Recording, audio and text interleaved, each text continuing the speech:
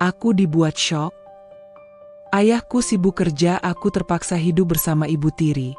Tak disangka diam-diam ibu tiriku sering berduaan dengan guru lesku di dalam kamar. Aku syok saat lihat mereka sedang lakukan ini. Ternyata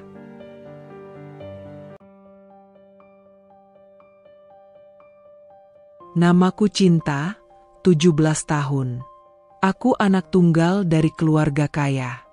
Ayahku seorang pengusaha yang hampir selalu sibuk kerja, jarang pulang, dan kalaupun ada di rumah, lebih banyak bicara tentang pekerjaannya daripada tentang aku. Setelah ibu kandungku meninggal 5 tahun lalu, ayah menikah lagi dengan seorang wanita cantik bernama Maya, wanita yang kemudian kupanggil ibu tiri. Di mata orang luar, keluargaku terlihat sempurna. Rumah besar, mobil mewah, liburan ke luar negeri. Foto-foto kami berpose dengan senyum lebar sering terpampang di media sosial Maya. Tapi sebenarnya, aku merasa kesepian. Maya terlalu sibuk dengan dunianya sendiri. Perawatan, arisan, fashion show kecil-kecilan, atau sekadar menghabiskan sore di kafe mahal dengan teman-temannya. Aku hanya sering ditemani suster rumah atau supir. Nilai sekolahku menurun karena aku lebih sering main dengan teman-teman daripada belajar. Mungkin karena aku butuh perhatian, butuh merasa dilihat. Sampai akhirnya ayah memutuskan, aku harus ikut les privat setiap pulang sekolah. Hari itu, aku baru pulang sekolah. Seragamku kusut, rambutku agak berantakan karena seharian tertawa bersama gengku. Begitu aku masuk rumah, Maya sudah duduk di sofa dengan wajah yang seperti biasa. Cantik, tapi dingin. Cinta, ayo cepat mandi dan ganti baju. Jangan bikin malu di depan guru lesmu, katanya tanpa menoleh, jemarinya masih sibuk scrolling ponsel. Aku menghela napas panjang. Les lagi? Aku capek. Bu, baru juga pulang sekolah. Capek? Nilai rapormu itu yang capek lihatnya. Maya akhirnya menoleh. Senyum tipis, tapi matanya menusuk. Kalau bukan karena papamu, aku juga malas urus beginian. Tapi beliau minta aku perhatikan kamu. Aku ingin membalas. Ingin mengatakan bahwa perhatian itu semestinya bukan sekadar kewajiban. Tapi aku diam. Rasanya sia-sia. Tak lama kemudian, bel rumah berbunyi. Dari arah pintu masuk muncullah seorang pria muda, mungkin awal 20-an.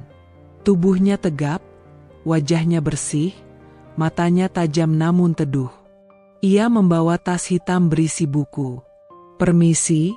Selamat sore. Saya Arga, guru privat yang diminta oleh Pak Adrian, ucapnya sopan. Aku sempat menahan tawa kecil. Guru privat? Seumuran kakak kelas. Bisa apa? Arga menatapku sebentar, lalu tersenyum tipis. Mungkin karena seumuran, saya bisa lebih mudah memahami caramu belajar. Maya berdiri, menyambut Arga dengan senyum yang kali ini berbeda. Ramah, bahkan terlalu ramah. Oh, jadi kamu Arga? Wah, masih muda sekali. Pantas papanya Cinta memilih kamu. Silakan duduk. Cinta, jangan kurang ajar sama gurumu. Aku mendengus pelan, lalu duduk di kursi sebelah meja belajar di ruang tamu. Arga duduk di seberangku, mengeluarkan beberapa kertas. Baik, Cinta. Kita mulai dengan matematika, ya? Katanya lembut. Matematika? Aduh, aku benci angka. Gumamku sambil menopang dagu. Benci karena sulit, atau sulit karena dibenci? Arga balik bertanya. Aku menoleh cepat, menatap matanya. Ada sesuatu dalam cara dia bicara. Tenang, tapi menusuk tepat di titik yang membuatku berpikir. Ya dua-duanya, jawabku asal. Maya hanya tersenyum tipis dari sofa, lalu berdiri. Aku ada janji dengan temanku. Kalian belajar baik-baik, ya? Jangan bikin aku malu. Ia pergi dengan langkah elegan, meninggalkan aroma parfum mewah. Kini hanya aku dan Arga di ruang tamu. Suasana mendadak hening. Baik, kita coba soal ini. Kalau kamu tidak bisa, tidak apa-apa. Kita pelajari pelan-pelan, kata Arga sambil menuliskan soal di kertas. Aku menatap kertas itu malas-malasan. Boleh jujur? Aku nggak suka dipaksa belajar kayak gini. Arga mengangguk. Kalau begitu, anggap saja bukan belajar. Anggap ini ngobrol, tapi ngobrolnya tentang angka. Aku tertawa kecil, untuk pertama kalinya sore itu. Ngobrol tentang angka? Kamu aneh. Boleh aneh asal membuatmu paham, balasnya santai. Hari-hari berikutnya, rutinitas les privat dimulai. Anehnya, aku mulai menunggu kehadiran Arga. Bukan karena tiba-tiba aku jadi suka matematika, tapi karena dia berbeda dari orang-orang di sekitarku. Arga tidak melihatku sekadar sebagai anak manja orang kaya. Dia mendengar keluhanku, menanggapi dengan sabar, bahkan kadang menantangku dengan pertanyaan-pertanyaan kecil yang membuatku berpikir lebih jauh. Suatu sore, setelah sesi les, aku memberanikan diri bertanya, Arga, kenapa sih kamu mau jadi guru privat? Kan bisa cari kerjaan lain. Dia tersenyum. Karena aku butuh biaya kuliah. Aku nggak lahir di keluarga kaya seperti kamu. Jadi, ya, aku kerja keras. Aku terdiam. Rasa malu menyelip. Aku selama ini menganggap uang itu hal yang selalu ada. Pasti berat, ya? Tanyaku pelan. Berat itu relatif. Yang penting aku punya tujuan. Dan aku percaya, semua orang bisa berubah kalau mau berusaha. Aku menelan ludah. Kata-katanya seperti menamparku. Malam itu, aku duduk di kamar sambil menatap foto ibu kandungku yang sudah lama meninggal. Bu, aku kangen. Kalau ibu masih ada, aku nggak akan merasa sendirian kayak sekarang. Bisikku, air mata menetes tanpa sadar. Tiba-tiba pintu diketuk. Maya masuk tanpa izin. Kamu nangis? Astaga, cinta. Jangan bikin matamu sembab. Besok ada acara keluarga. Aku buru-buru menghapus air mata. Aku cuma capek. Maya menatapku sebentar, lalu berkata dingin, kamu itu harus bersyukur. Banyak anak ingin berada di posisimu. Jangan manja. Aku ingin berteriak. Ingin bilang bahwa yang kubutuhkan bukan rumah besar atau liburan mewah. Yang kubutuhkan hanya pelukan seorang ibu. Tapi suaraku tercekat. Aku hanya bisa diam. Setelah Maya keluar, aku bergumam lirih, kamu gak akan pernah jadi ibuku. Keesokan harinya, saat les, Arga langsung menyadari ada yang berbeda. Kamu kelihatan murung. Ada apa? Tanyanya. Aku menggeleng. Nggak penting. Kalau nggak penting, kenapa sampai terlihat di wajahmu? Arga tersenyum tipis. Aku akhirnya menceritakan sedikit. Tentang Maya, tentang rasa sepi, tentang bagaimana aku merasa seperti orang asing di rumah sendiri. Arga mendengarkan dengan tenang, lalu berkata, mungkin aku nggak bisa gantiin posisi ibumu. Tapi setidaknya, kamu bisa punya seseorang yang mau dengar. Itu sudah cukup, kan? Aku menatapnya, dan untuk pertama kalinya aku merasa ada orang yang benar-benar mengerti. Hari-hari berikutnya semakin berbeda. Aku mulai rajin belajar, bukan semata-mata karena ingin nilai bagus, tapi karena setiap sesi les terasa seperti ruang aman bagiku. Aku bisa jadi diriku sendiri di depan Arga, tanpa harus berpura-pura bahagia seperti yang selalu kutunjukkan di depan Maya atau ayah. Namun, perubahan sikapku ternyata menarik perhatian Maya. Suatu malam, Saat makan malam, ia tiba-tiba berkomentar. Belakangan ini kamu rajin sekali, Cinta. Jangan-jangan karena gurunya, bukan karena pelajarannya? Tanyanya dengan nada setengah mengejek. Aku hampir tersedak. Maksud ibu apa? Maya tersenyum sinis. Ya, Arga itu kan muda, tampan. Aku takutnya kamu salah fokus. Ingat, dia hanya guru privat, bukan lebih dari itu. Aku meremas sendok garpu di tanganku. Aku tahu batas, Bu. Bagus kalau tahu, jawab Maya, lalu melanjutkan makan dengan santai, seolah kalimatnya barusan tidak meninggalkan luka namaku Cinta, 17 tahun. Sejak ayah memutuskan aku harus ikut les privat, rasanya hidupku semakin dipenuhi aturan. Awalnya aku kira guru privat itu hanya sementara. Tapi tidak, ayah benar-benar serius. Ia bilang aku butuh bimbingan agar bisa fokus lagi belajar. Malam itu, saat makan malam, ayah membuka pembicaraan. Cinta, besok guru privatmu yang baru akan datang. Namanya Raka. Dia lulusan universitas ternama. Masih muda, tapi prestasinya bagus. Aku mengerling malas. Guru lagi? Bukannya kemarin aku sudah sama Arga? Ayah meletakkan sendoknya dengan suara berisik, menatapku serius. Arga itu tidak bisa lagi melanjutkan. Katanya ada urusan keluarga. Jangan banyak alasan. Kamu harus serius kali ini. Aku hanya mengangguk asal, menunduk pada piringku yang sudah dingin. Maya, ibu tiriku, tersenyum tipis. Ah, aku yakin Raka akan cocok. Aku sudah lihat fotonya saat ayahmu menunjukkan. Anak muda yang cerdas, tampan, rapi. Cocoklah untuk mendidik Cinta. Nada suaranya terdengar terlalu ringan. Aku tidak bisa menahan diri untuk menatapnya dengan tatapan sinis. Kenapa dia harus menekankan kata tampan? Keesokan harinya, bel rumah berbunyi. Aku baru saja melempar tas ke sofa, belum sempat ganti baju. Dari pintu depan, muncullah seorang pria berusia sekitar 27 tahun.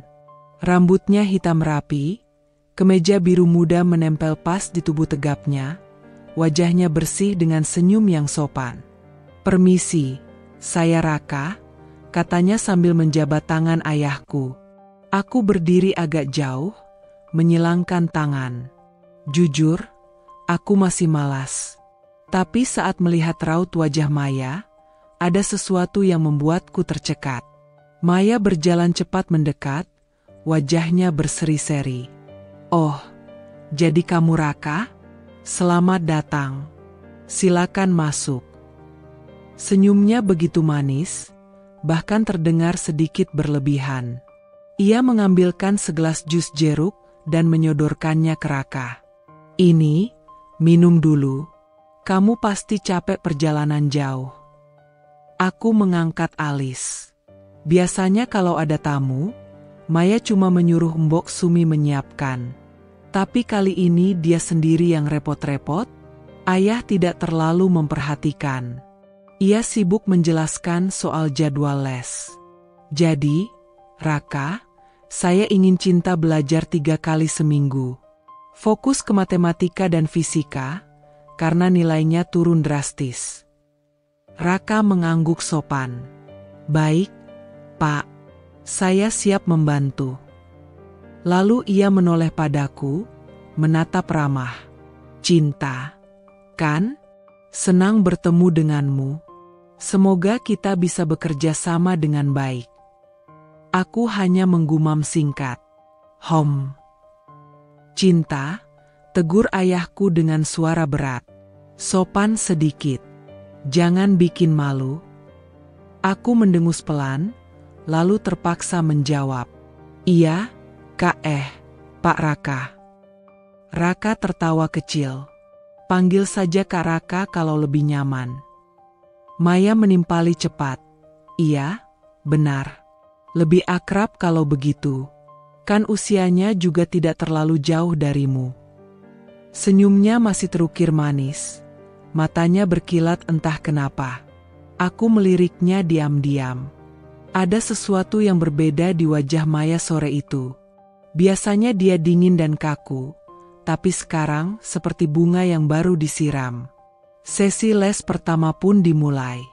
Raka duduk di ruang belajar, membuka buku catatan, dan mulai menjelaskan soal-soal yang bagiku terdengar membosankan. Aku lebih sibuk menggambar coretan di buku daripada memperhatikan. "Cinta, coba kerjakan soal ini," kata Raka, menyodorkan kertas. Aku menatap malas. "Nggak bisa." "Dicoba dulu, kalau salah nggak apa-apa." Aku tetap bergeming. "Serius, aku nggak mau." Raka tersenyum, tidak marah. "Kalau begitu, kita bikin lebih mudah. Coba jawab ini, 2x37. X-nya berapa?" Aku menghela napas. Ya ampun, ini soal anak SMP. "Bagus, berarti kamu bisa jawab," tantangnya ringan. Aku melirik sekilas, lalu menulis cepat, X2. "Lihat, ternyata bisa," katanya sambil tersenyum puas. Aku pura-pura cemberut, padahal dalam hati sedikit senang. Di luar dugaan, Maya ikut duduk di ruang tamu, pura-pura membaca majalah mode. Sesekali ia melirik ke arah kami. Aku memperhatikan dari sudut mata, senyumannya muncul lagi setiap kali Raka bicara. "Bu, kenapa di sini? Biasanya ibu sibuk arisan?" tanyaku ketus. Maya tersenyum tipis, tidak menoleh. "Aku hanya ingin memastikan kamu serius belajar." Serius belajar? Atau serius memperhatikan Kak Raka? Batinku sinis. Setelah les selesai, Raka berdiri sambil merapikan buku. "Baik, Cinta. Kamu cukup cepat tangkap. Kalau rajin, aku yakin nilaimu bisa naik." Aku hanya mengangguk. "Ya, semoga." Ayah masuk lagi, menyalami Raka. "Terima kasih sudah datang. Semoga betah." Raka membalas sopan. "Tentu, Pak." Maya buru-buru berdiri, lagi-lagi menawarkan diri. "Kamu tidak ingin makan dulu? Aku bisa suruh Mbok Sumi menyiapkan." Raka menggeleng. "Terima kasih, Bu. Mungkin lain kali saja. Saya harus segera pulang." "Oh, baiklah." Maya tampak sedikit kecewa. Aku hampir ingin tertawa melihat ekspresi itu. Astaga, apa-apaan sih? Malamnya, aku duduk di kamar sambil mengingat kejadian tadi. Ada rasa aneh melihat Maya begitu antusias. Selama ini aku tidak pernah melihatnya tersenyum selebar itu, bahkan pada ayahku sendiri. Pintu kamar diketuk. Maya masuk sambil membawa sebotol lotion. "Kamu tadi lumayan, meski agak malas. Tapi sepertinya Raka sabar sekali menghadapi kamu." Aku mengangguk singkat. "Iya, dia baik." Maya duduk di pinggir ranjangku, sesuatu yang jarang ia lakukan. "Menurutmu, dia tampan, kan?" Aku menoleh cepat, kaget. "Apa?" Maya tersenyum samar. "Aku hanya bertanya. Banyak murid perempuan yang bilang dia tampan." Aku mengerutkan kening. "Kenapa ibu tanya begitu?" "Ah, tidak apa-apa. Aku hanya penasaran." Ia berdiri lagi, menyemprotkan parfum ke tubuhnya, lalu keluar kamar tanpa menjelaskan lebih lanjut. Aku terdiam. Jantungku berdetak lebih cepat. Ada yang tidak beres. Hari-hari berikutnya, keanehan itu semakin jelas.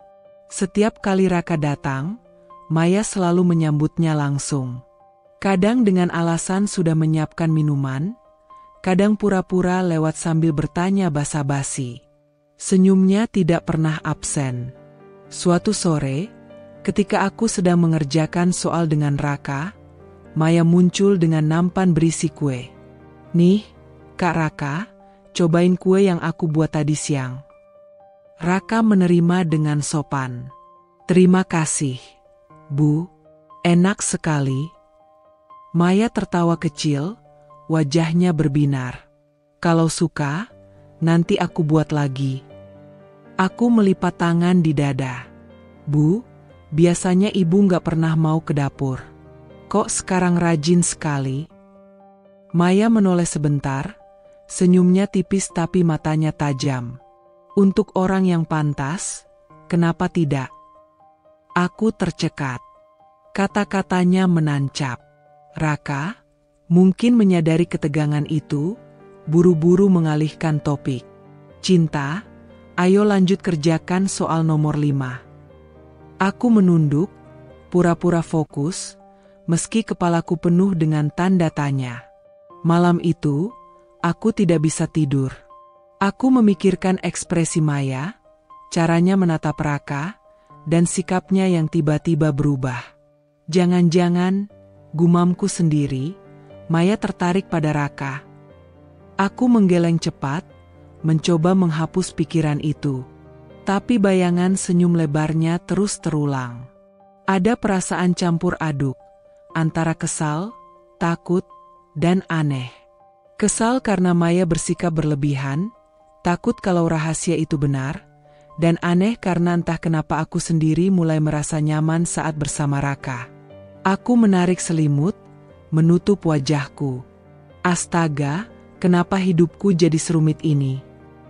Les pertama bersama Raka sebenarnya berjalan cukup normal. Ia duduk di kursi seberangku, menjelaskan rumus fisika yang sejak dulu menjadi musuh bebuyutanku. Kalau gaya sama dengan masa kali percepatan, berarti kalau masanya kita dobel, gayanya juga dobel. Sederhana, kan? Katanya sambil menggambar diagram kecil di buku catatan. Aku menopang dagu, setengah mendengarkan. Iya sih, tapi tetap saja aku nggak suka angka-angka." Raka tersenyum tipis. "Tidak suka bukan berarti tidak bisa. Kadang kita hanya perlu alasan yang tepat untuk belajar." Aku menghela napas. Alasan yang tepat? Aku sendiri tidak tahu apa alasanku bertahan di meja belajar ini, selain karena ayah memaksaku. Sambil menulis soal, aku mencuri pandang. Raka begitu serius, alisnya sedikit berkerut, tangannya luas menulis. Dari luar, dia terlihat seperti guru ideal, sabar, cerdas, dan ramah. Namun, sesuatu yang lain menarik perhatianku sore itu. Setiap kali Maya lewat di ruang tamu, entah pura-pura mengambil majalah, menyapu debu yang sebenarnya tidak ada, atau hanya berjalan ke dapur, aku melihat Raka selalu melirik sekilas. Bukan tatapan kebetulan, tapi tatapan yang cepat, singkat, namun cukup jelas kalau diperhatikan. Dan yang lebih mengganggu lagi, Maya selalu membalas dengan senyuman. Senyum yang berbeda. Bukan senyum dingin yang biasanya ia berikan padaku, atau senyum formal pada tamu rumah. Senyum itu hangat, bahkan terlalu hangat untuk seorang ibu tiri pada guru privat anak tirinya. Aku sempat terhenti menulis. Pensilku menggantung di udara. "Cinta, coba kerjakan soal ini," kata Raka, menyodorkan buku. Aku masih menatapnya, setengah bingung, setengah curiga. Oh, iya." Aku menunduk, pura-pura fokus, padahal otakku sibuk memutar ulang pemandangan tadi. Tak lama kemudian, Maya lewat lagi.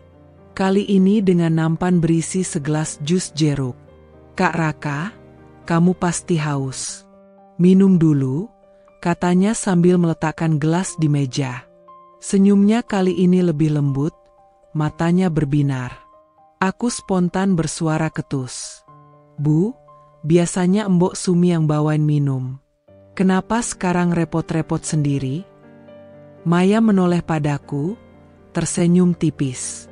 Sesekali tidak apa-apa, kan? Lagi pula ini tamu kita. Ibu harus menyambut baik. Raka tersenyum sopan. Terima kasih banyak, Bu. Segarnya luar biasa.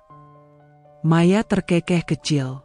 Kalau suka, besok-besok saya buat lagi. Aku menunduk, pura-pura menulis, tapi hatiku panas.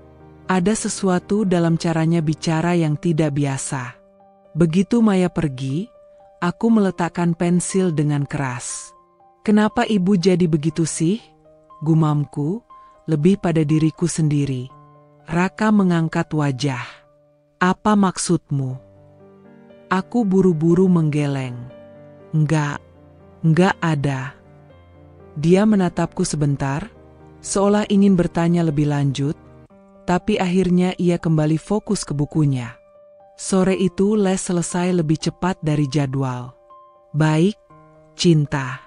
Untuk hari pertama cukup segini. Jangan lupa kerjakan PR yang sudah saya kasih, kata Raka sambil merapikan bukunya. Aku hanya mengangguk. Iya. Saat Raka berpamitan, Maya muncul lagi, kali ini dengan senyum yang sama hangatnya. Kamu tidak mau makan malam di sini, Raka? Kebetulan Mbok Sumi masak sop buntut. Enak sekali. Raka tertawa kecil, menggeleng sopan. Wah, terima kasih banyak, Bu. Tapi saya harus pulang dulu. Lain kali mungkin. Oh, sayang sekali. Ya sudah, hati-hati di jalan, balas Maya, suaranya terdengar manis. Aku memperhatikan semuanya dengan mata menyipit. Ada yang salah. Aku yakin ada yang salah. Malam itu, saat makan bersama, aku tidak tahan lagi. Ayah, aku boleh tanya sesuatu? Ucapku sambil mendorong sendok di piring. Ayah menatapku singkat. Apa? Kamu yakin Raka itu guru yang tepat? Maksudku, dia masih muda banget. Ayah menghela napas panjang. Cinta, kamu jangan banyak protes. Raka itu direkomendasikan temanku. Dia pintar, disiplin, dan aku percaya dia bisa membantu kamu. Maya ikut menyahut sambil tersenyum samar. Aku rasa Raka cocok. Dia sabar sekali menghadapi cinta. Bahkan aku kagum, bisa menenangkanmu dengan cara yang halus. Aku menatapnya tajam. Iya, aku lihat ibu juga, kagum banget. Maya menoleh cepat, alisnya sedikit terangkat. Apa maksudmu? Aku pura-pura memotong daging di piring. Nggak ada, hanya komentar. Ayah mengibaskan tangan. Sudah, jangan ribut. Fokus makan. Aku tidak mau dengar perdebatan soal guru privat. Aku terdiam, tapi dalam hati rasa curigaku semakin kuat. Beberapa hari kemudian, les kedua dimulai. Aku sengaja memperhatikan lebih teliti. Dan benar saja, setiap kali Maya lewat, Raka melirik. Lalu Maya balas tersenyum.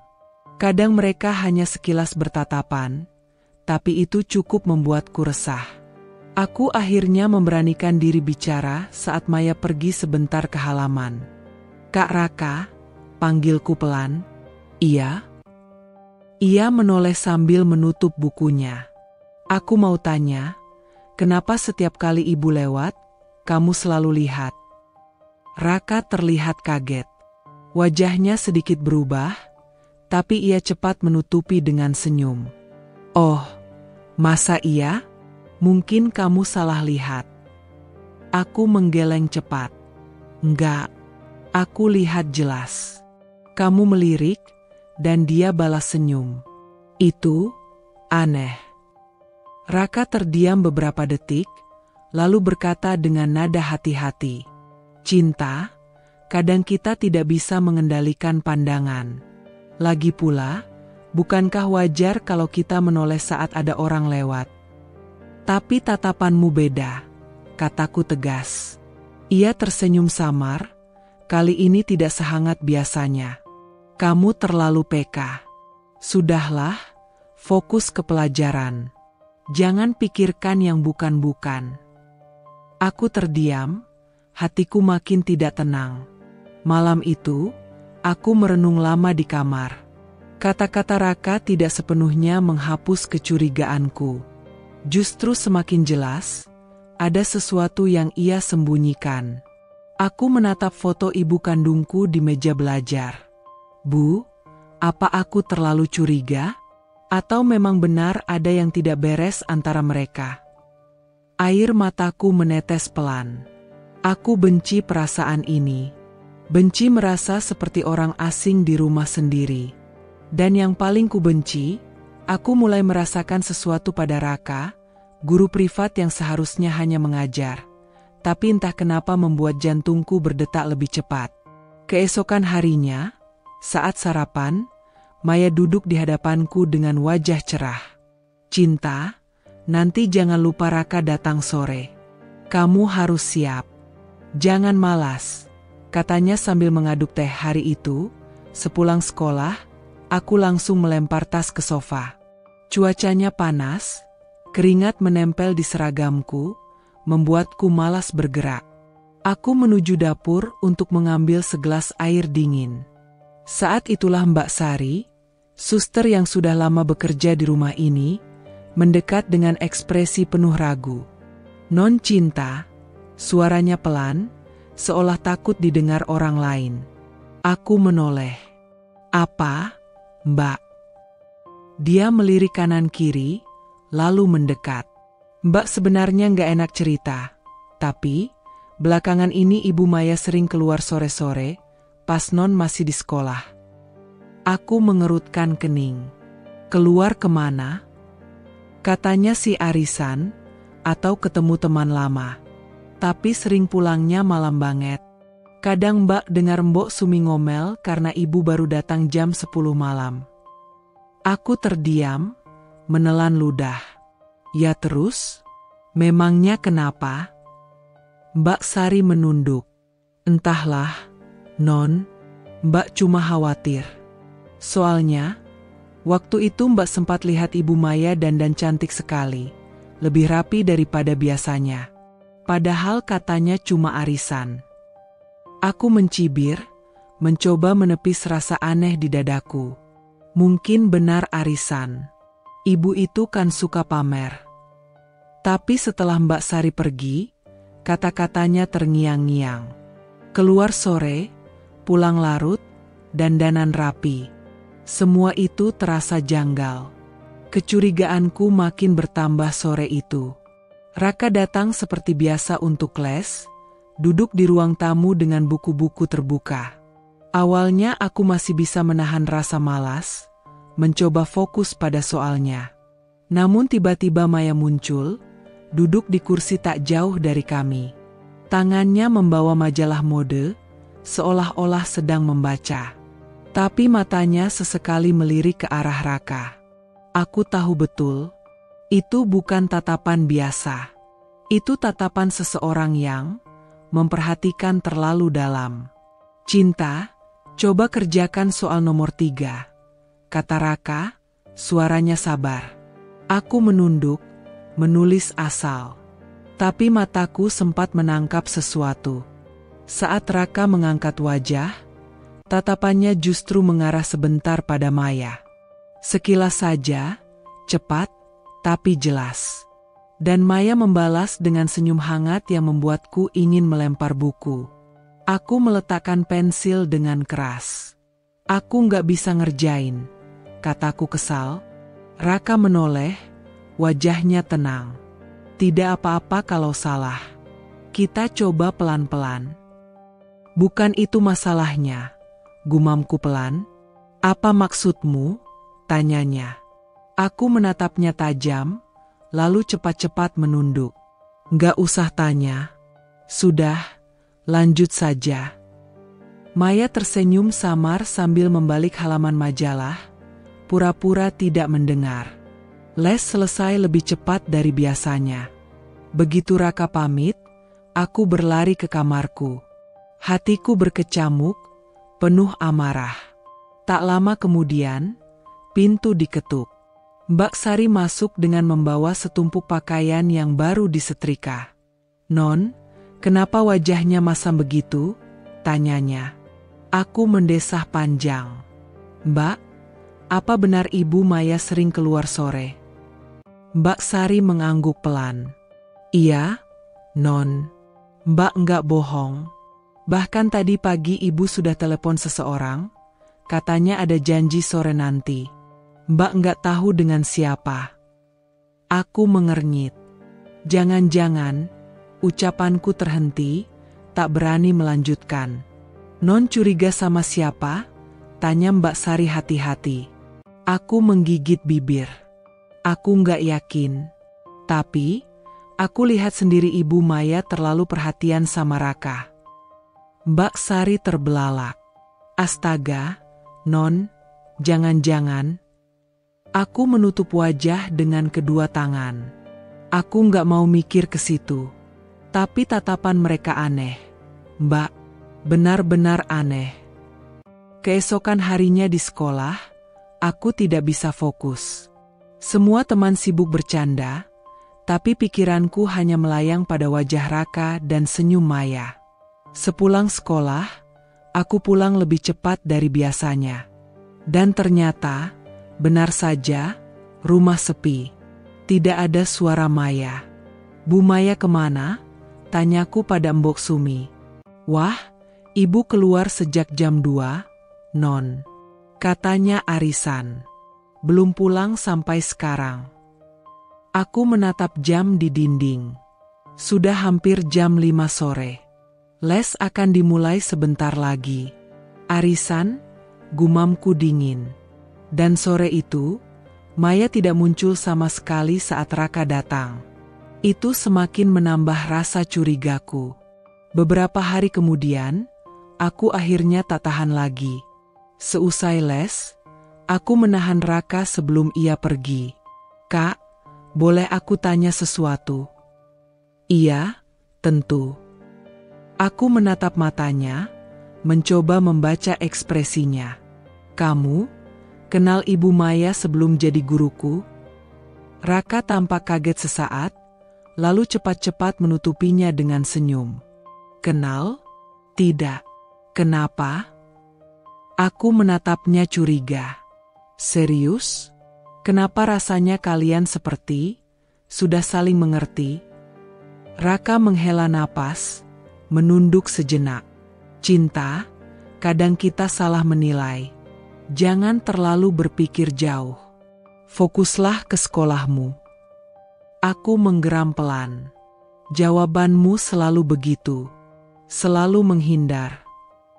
Dia hanya tersenyum samar, lalu pamit pergi.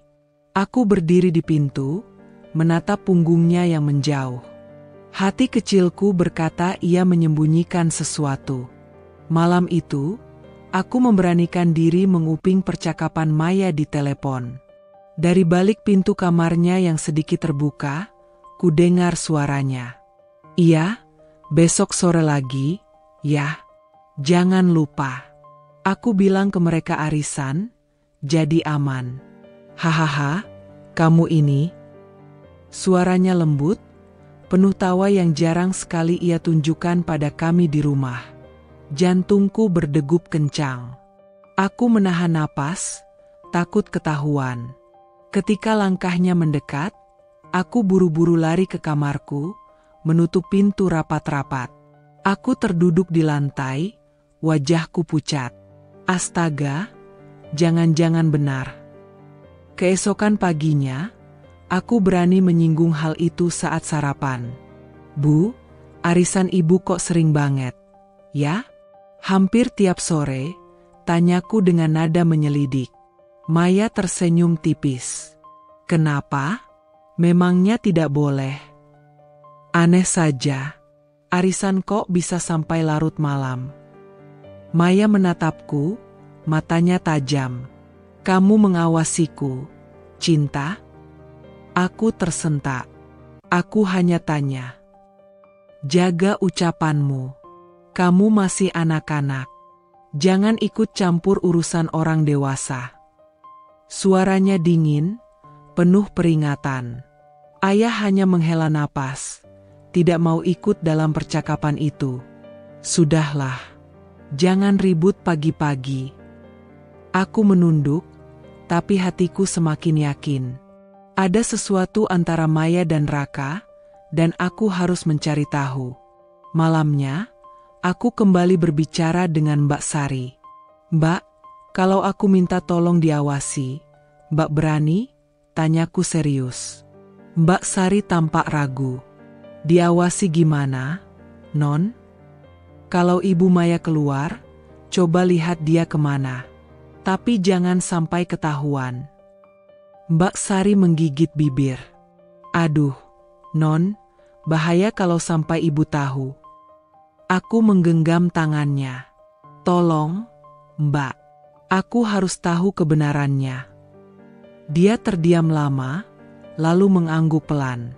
Baiklah, Non, Mbak akan coba. Aku menarik napas panjang. Malam itu aku tidak bisa tidur. Mataku menatap langit-langit. Rasanya jiwaku terjebak di antara rasa benci, takut, dan rasa penasaran yang membakar. Aku tahu, sebentar lagi, semua rahasia akan terbongkar sore itu. Udara di ruang tamu terasa pengap meski AC menyala. Buku-buku pelajaran menumpuk di meja, tapi pikiranku tak bisa fokus. Raka duduk di depanku, seperti biasa, dengan kemeja putih sederhana dan senyum sabar yang selalu membuat suasana terasa ringan. Aku mencoba menyalin rumus matematika, tetapi tiba-tiba suara langkah Maya terdengar mendekat.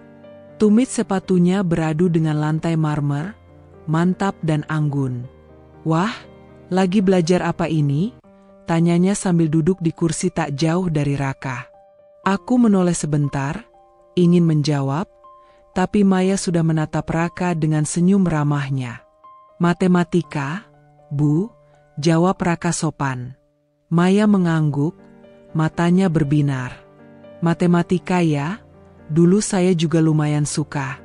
Cuma sekarang kayaknya sudah lupa semuanya. Hehe. Aku menghela napas. Kenapa sih harus duduk di sini? Biasanya Maya sibuk dengan dunianya sendiri. Tapi entah kenapa sejak Raka datang, ia sering mencari-cari alasan untuk ikut nimbrung.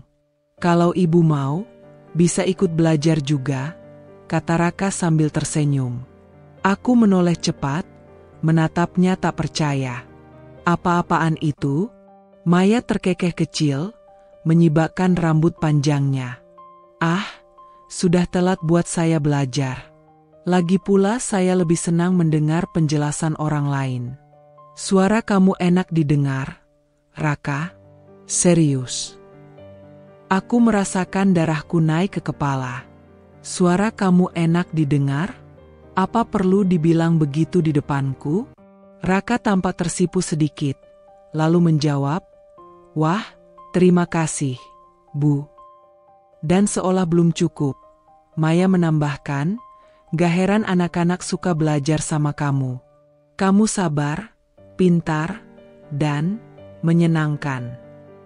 Aku meletakkan pensil dengan keras, membuat suara tak yang memecah momen itu. Kamu kenapa, Cinta? Tanya Raka, menatapku dengan bingung. Bosan? Jawabku ketus. Maya mendecak pelan. Kamu itu ya, belajar sedikit saja sudah malas. Harusnya kamu bersyukur punya guru seperti Raka. Banyak anak lain yang pengin, tapi nggak dapat kesempatan. Aku mendongak, menatap Maya. Kenapa ibu seolah lebih peduli sama guruku daripada aku sendiri?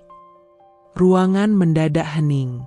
Maya menatapku dengan mata menyipit, sementara Raka mencoba tersenyum canggung. Cinta, jangan bicara begitu, kata Maya dingin. Ibu hanya mengobrol biasa. Jangan salah paham. Aku ingin membalas, tapi lidahku keluh. Ada sesuatu di tatapan mereka berdua yang membuatku yakin, aku memang tidak salah paham. Setelah les usai, aku langsung kabur ke kamar. Pintu kukunci rapat, lalu aku menjatuhkan diri di ranjang. Dadaku sesak, seperti ada beban berat menekan. Tak lama, terdengar ketukan pelan. "Non Cinta," suara Mbak Sari. Aku malas menjawab. "Boleh Mbak masuk?" tanyanya lagi. Aku menghela napas panjang dan bangkit membuka pintu. Mbak Sari masuk, duduk di tepi ranjang. "Mbak dengar tadi kamu agak keras sama Ibu Maya." Aku mendengus.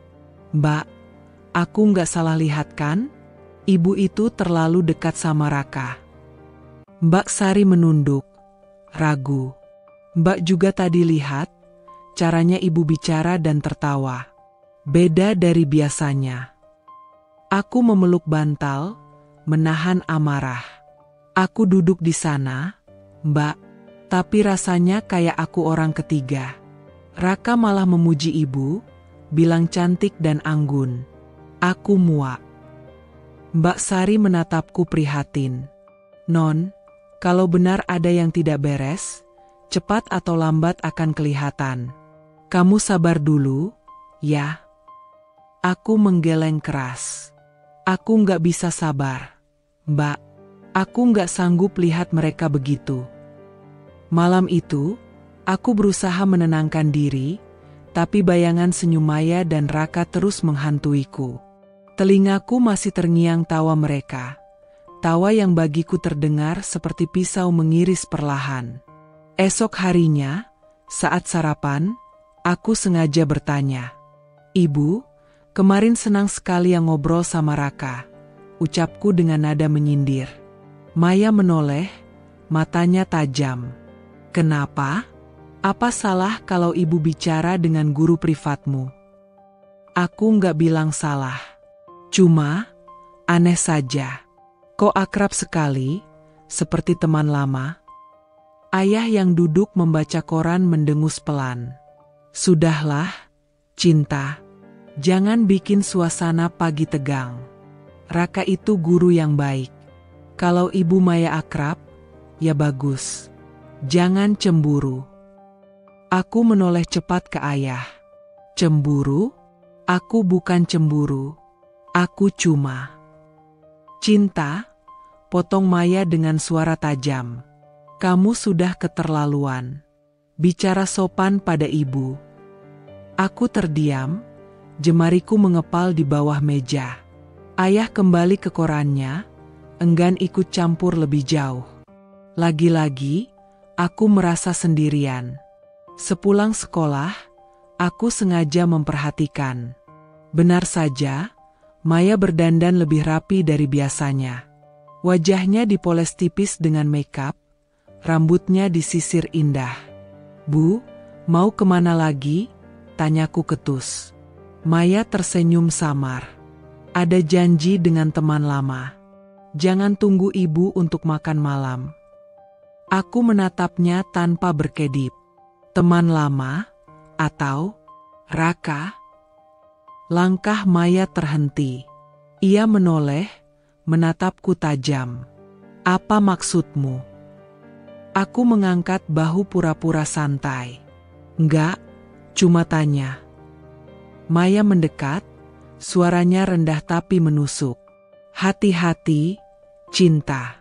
Kamu itu anak, aku ibumu. Jangan lancang." Aku tersenyum miring, menahan gemetar. "Ibu tiriku." Maya mendesis pelan, lalu berlalu sambil membawa tas tangannya. Aku berdiri di lorong, jantungku berdebar hebat. Kata-kata itu akhirnya keluar. Tapi bukannya lega, aku justru merasa perang baru saja dimulai. Malamnya, aku merenung sendirian di balkon kamar. Lampu kota berkelip di kejauhan, tapi pikiranku hanya dipenuhi pertanyaan. Apa yang sebenarnya terjadi antara Maya dan Raka? Aku tahu aku harus mencari bukti, bukan hanya perasaan. Kalau tidak, orang-orang akan bilang aku cuma remaja manja yang iri pada ibu tirinya. Aku bertekad, mulai sekarang, aku akan membuka mata lebar-lebar. Aku tidak akan membiarkan mereka terus memainkan peran pura-pura di depan semua orang. Dan aku tahu, saatnya semakin dekat. Hari itu, aku duduk di kantin sekolah dengan wajah kusut. Gelas es teh manis di depanku nyaris tak tersentuh. Padahal biasanya aku dan Nina selalu berebut siapa yang lebih cepat menghabiskan minuman. Nina, sahabatku sejak SMP, menatapku sambil menggigit gorengan. Cinta, serius deh, wajahmu kayak orang habis dimarahi guru. Ada apa lagi? Nilai jeblok? Atau ketahuan cabut? Aku mendesah panjang. Bukan, Nin. Ini soal rumah. Nina menaikkan alis. Rumah? Maksudmu, soal ibu tirimu itu? Aku menunduk, menggambar-gambar garis tak berarti di meja dengan jari. Iya, aku curiga dia, ada sesuatu sama guru privatku. Nina yang sedang menelan gorengan langsung terbatuk. Hah? Kamu ngomong apa barusan? Aku menatapnya serius. Aku nggak main-main, Nin. Aku lihat sendiri cara mereka saling pandang, saling senyum. Terlalu hangat, terlalu dekat. Nggak kayak sekadar guru dan orang tua murid. Nina menepuk-nepuk dadanya, lalu tertawa keras. Astaga, Chin, kamu kebanyakan nonton drama Korea? Sumpah, itu cuma perasaanmu aja. Aku mendengus kesal. Aku serius. Aku bukan halu. Ya ampun, Cinta, ibu tirimu itu kan cantik.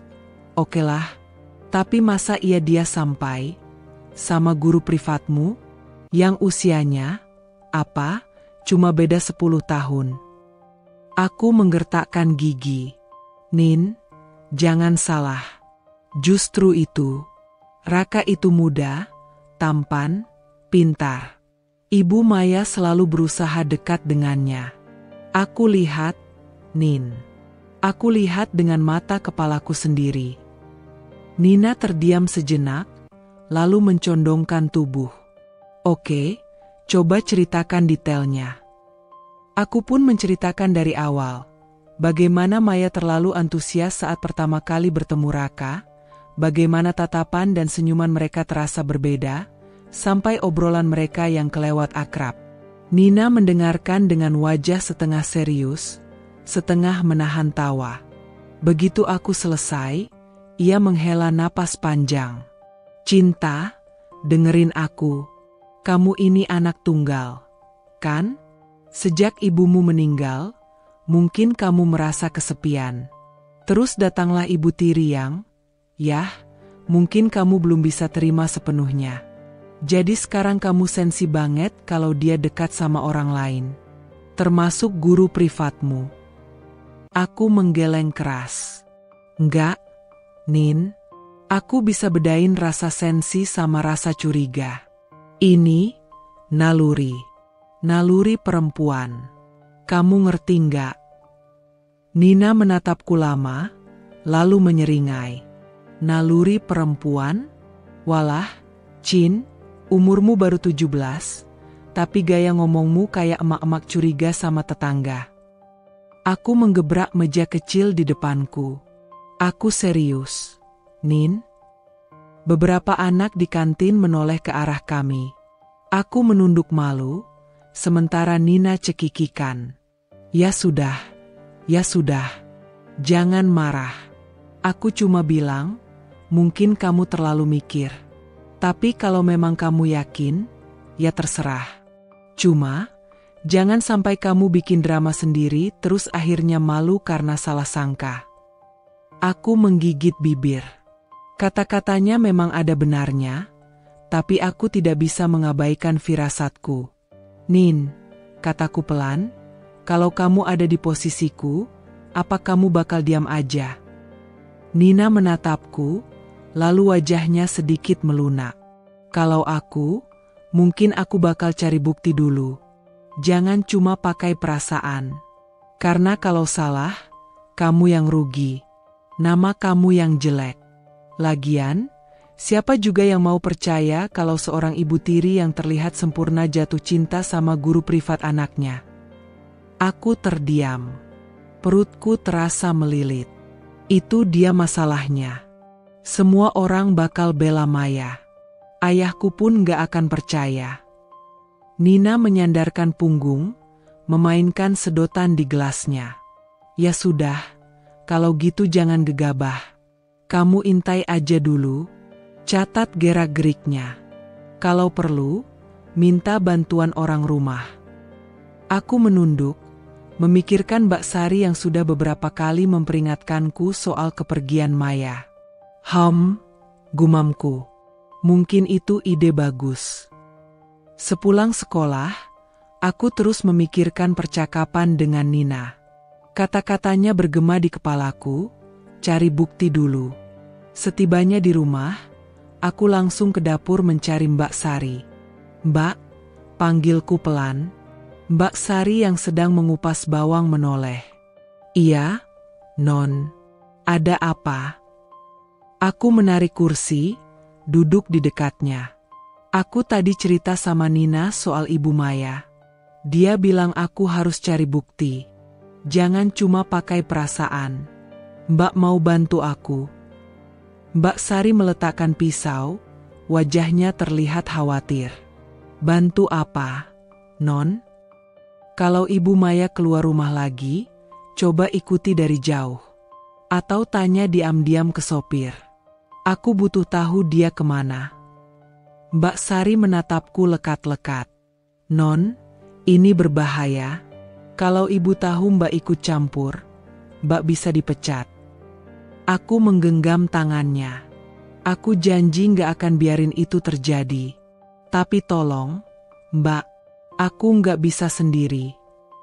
Mbak Sari menarik napas panjang, lalu mengangguk pelan. Baiklah, Mbak akan coba. Tapi Non juga harus hati-hati. Jangan sampai gegabah. Hatiku sedikit lega. Setidaknya aku tidak sendirian. Malam itu, aku menulis di buku harian. Nina bilang aku mungkin terlalu banyak nonton drama. Tapi aku tahu, ada yang salah di rumah ini. Aku bisa merasakannya. Senyum Maya, tatapan Raka, obrolan mereka, semua terlalu jelas untuk diabaikan. Naluriku berteriak, dan aku tidak akan menutup telinga. Jika benar ada rahasia, aku akan menemukannya. Bagaimanapun caranya. Tanganku gemetar saat menutup buku itu. Untuk pertama kalinya, aku merasa seperti sedang berjalan di jalur berbahaya. Jalur yang bisa membuka luka besar, bukan hanya untukku, tapi juga untuk keluargaku. Namun aku tidak punya pilihan. Naluri ini terlalu kuat untuk diabaikan malam itu. Rumah terasa terlalu hening. Ayah belum pulang dari kantor, seperti biasa. Suara jam dinding berdetak lambat, dan lampu ruang tamu hanya menyala temaram, memberi kesan sepi yang menusuk. Aku turun dari kamar dengan niat sederhana, mengambil segelas air di dapur. Kaki telanjangku menyentuh lantai marmer yang dingin, dan aku melangkah perlahan menuruni tangga. Tapi sebelum sampai ke dapur, mataku menangkap sesuatu. Di ruang tamu, Maya duduk di sofa. Di sampingnya, hanya berjarak sejengkal, Raka, guru privatku. Mereka tidak seperti biasanya. Wajah mereka terlalu dekat, tubuh condong ke arah satu sama lain. Suara mereka pelan, nyaris berbisik, tapi aku masih bisa menangkap nada canda yang samar. Jantungku berdegup kencang. Aku berdiri membeku di anak tangga, berusaha menajamkan telinga. Besok kita bisa, suara Maya pelan sekali. Apa tidak, curiga, balas Raka, juga berbisik. Aku merasakan bulu kuduku berdiri. Ya Tuhan, apa yang sedang mereka bicarakan? Tanganku gemetar. Dengan hati-hati, aku melangkah turun. Tapi ternyata langkahku membuat bunyi kecil di lantai kayu. Seketika, mereka berdua menoleh. Maya tersentak, lalu tersenyum canggung. "Cinta, kamu belum tidur?" Aku menelan ludah, berusaha menyembunyikan keterkejutan. "Aku haus. Mau ambil air." Raka langsung bangkit, wajahnya terlihat kaku. Saya pamit dulu, Bu. Sudah malam." Maya mencoba menahan, tapi Raka cepat-cepat mengambil tasnya dan melangkah keluar. Aku berdiri di lorong, menatap punggungnya yang tergesa-gesa. Jantungku masih berdebar, pikiranku penuh tanda tanya. Setelah Raka pergi, Maya mendekat padaku. Senyumnya tipis, tapi matanya tajam. "Kamu suka bikin orang salah paham, Cinta. Padahal tadi itu cuma ngobrol biasa." Aku menatapnya lama. "Ngobrol biasa? Duduk terlalu dekat? Bisik-bisik seperti itu?" Maya mendesis pelan. "Kamu ini anak kecil, tidak tahu apa-apa. Jangan sok jadi detektif." Aku menggenggam gelas di tanganku erat-erat. "Kalau tidak ada apa-apa, kenapa kalian langsung diam begitu aku datang?" Maya terdiam sepersekian detik, lalu wajahnya kembali tersenyum manis. "Sudahlah, sudah malam. Tidur. Jangan terlalu banyak berpikir yang tidak-tidak." Dia berlalu menuju kamarnya, meninggalkanku sendirian di dapur dengan dada berdebar kencang. Aku masuk kamar dengan pikiran kacau. Aku menutup pintu rapat-rapat, lalu menjatuhkan diri di ranjang. Itu bukan imajinasiku. Aku lihat sendiri. Mereka terlalu dekat, terlalu rahasia. Aku memeluk bantal erat-erat, mataku panas menahan tangis. Rasanya aku ingin berteriak, ingin memberitahu ayah, ingin membuka semua kebusukan yang kucurigai. Tapi aku tidak punya bukti selain mataku sendiri. Jika aku bicara, ayah pasti akan membelanya. Semua orang pasti akan menertawakanku, bilang aku hanya anak manja yang iri pada ibu tiri. Aku menutup wajah dengan kedua tangan. Kenapa harus aku yang melihat ini semua? Keesokan paginya, suasana meja makan terasa aneh. Ayah duduk dengan wajah lelah, sibuk dengan ponselnya. Maya menyajikan sarapan dengan ekspresi tenang, seolah tidak terjadi apa-apa semalam. Aku duduk diam, menatap piringku tanpa selera. "Cinta, kenapa tidak makan?" tanya ayah tanpa mengangkat kepala dari layar ponselnya. Aku mendongak, menatap Maya. Dia balas menatapku sambil tersenyum tipis, seolah menantang.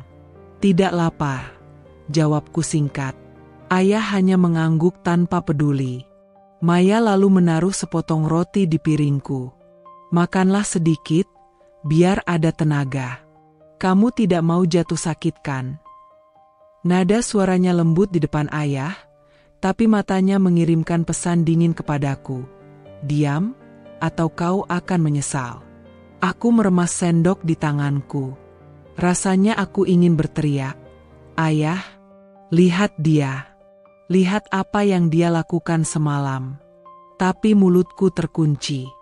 Sepulang sekolah, aku mencari Mbak Sari. "Mbak," kataku pelan di dapur, "tadi malam aku lihat sendiri. Maya sama Raka duduk berdua di ruang tamu. Dekat sekali. Bisik-bisik." Mbak Sari terbelalak. "Astaga, Non yakin?" Aku lihat dengan mataku sendiri. Mbak Sari menunduk, wajahnya cemas. "Berarti, memang ada yang tidak beres. Non harus hati-hati. Kalau benar begitu, bahaya sekali."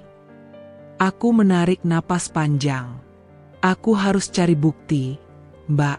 Aku nggak bisa terus-terusan jadi penonton." Mbak Sari menggigit bibir. Kalau begitu, Mbak akan bantu. Kita harus tahu apa yang sebenarnya terjadi. Aku menatapnya dengan mata berkaca-kaca. Terima kasih, Mbak. Aku nggak sanggup sendirian. Malam berikutnya, aku tidak bisa tidur. Aku duduk di tepi jendela, menatap langit malam. Semua terasa gelap, sama seperti hatiku yang penuh kecurigaan. Aku tahu satu hal, semakin lama aku diam, semakin besar rahasia itu menelan rumah ini. Dan cepat atau lambat, sesuatu akan pecah. Aku duduk di kursi ruang kerja ayah, menatapnya dengan hati yang gelisah. Sejak pagi tadi aku berusaha menahan diri, tapi perasaan ini sudah terlalu menyesakkan. Aku harus bicara. Ayah sedang sibuk menatap layar laptopnya, mengetik dengan ekspresi serius. Tangannya bergerak cepat, sementara aku hanya bisa menunggu sampai ia selesai. Jantungku berdegup keras, seolah tubuhku tahu bahwa sebentar lagi aku akan melakukan sesuatu yang berisiko. Ayah, suaraku pelan, hampir bergetar. HM. Ia tidak menoleh, masih menatap layar. Aku mau cerita. Cerita apa? Tanyanya, masih tanpa menoleh. Aku menggigit bibir, lalu memberanikan diri. Tentang Bu Maya dan Pak Raka. Kali ini ayah berhenti mengetik.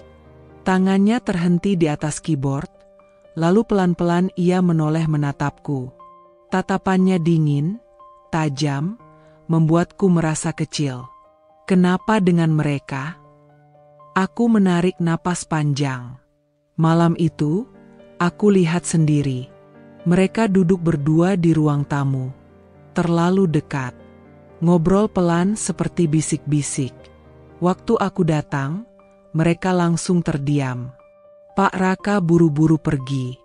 Itu bukan hal biasa, Yah. Ayah memandangku beberapa detik tanpa bicara. Wajahnya sulit terbaca, tapi aku bisa merasakan ketegangan yang mulai menguar. Cinta, katanya akhirnya, suaranya berat. Kamu sadar nggak, apa yang baru saja kamu katakan? Aku sadar, Yah. Aku lihat dengan mata kepala sendiri. Ia menghela napas panjang, lalu menutup laptopnya. Kamu ini kenapa sih? Dari kemarin selalu mencari-cari kesalahan Maya. Dia itu ibu tirimu, Cinta. Dia berusaha jadi bagian dari hidupmu, tapi kamu malah memusuhinya. Ayah, suaraku meninggi, mataku panas. Aku nggak mengada-ada. Aku lihat sendiri mereka duduk terlalu dekat. Kalau memang nggak ada apa-apa, kenapa mereka langsung diam saat aku datang? Kenapa Raka buru-buru pergi? Ayah membanting tangannya ke meja. Cukup. Jangan kurang ajar begitu sama ibumu. Aku terdiam, tercekat. Kata-kata, kurang ajar, itu seperti pisau yang menusuk dadaku. Ayah lebih percaya sama dia daripada aku? Tanyaku lirih, suara gemetar. Ayah menatapku dengan wajah marah. Aku percaya pada istrimu. Maya itu perempuan baik. Dia selalu mendukung ayah. Sementara kamu, hanya mencari-cari alasan supaya tidak usah ikut les. Itu kan tujuanmu? Kamu gak suka belajar sama Raka, jadi kamu fitnah orang seenaknya. Mataku membelalak, air mata menetes tanpa bisa kutahan. Bukan begitu, Yah, aku gak bohong. Demi ibu yang sudah gak ada, aku gak mungkin ngomong kalau aku gak yakin. Mendengar aku menyebut nama almarhum ibuku, wajah ayah menegang. Ada kilatan marah sekaligus sedih di matanya. Tapi bukannya luluh, ia justru semakin keras. Jangan bawa-bawa ibumu. Dia pasti sedih lihat kamu jadi anak yang suka menuduh orang. Aku tidak mau dengar lagi hal seperti ini. Paham? Aku menggeleng keras, suara terisak. Tapi, Yah. Paham? Suaranya meninggi. Aku terdiam, tubuhku bergetar. Tepat saat itu, Maya muncul di pintu. Entah sejak kapan ia berdiri di sana. Wajahnya terlihat begitu lembut di depan ayah, seolah malaikat yang tak bersalah. "Ada apa ini, Mas?" tanyanya dengan suara lembut, penuh kepura-puraan. Ayah berdiri, berjalan ke arahnya. "Tidak ada, sayang. Hanya cinta yang..." sedikit keras kepala. Maya melangkah masuk, menatapku dengan senyum tipis yang hanya bisa kulihat artinya. "Kamu sudah kalah." "Cinta?"